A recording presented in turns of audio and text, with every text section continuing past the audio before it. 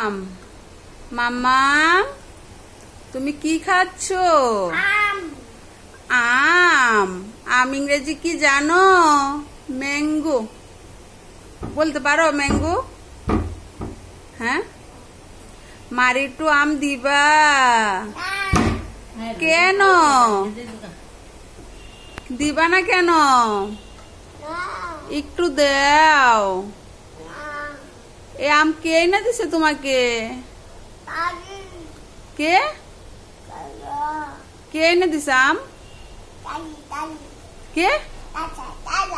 দাদা। দাদাকে thank you বলছিলা?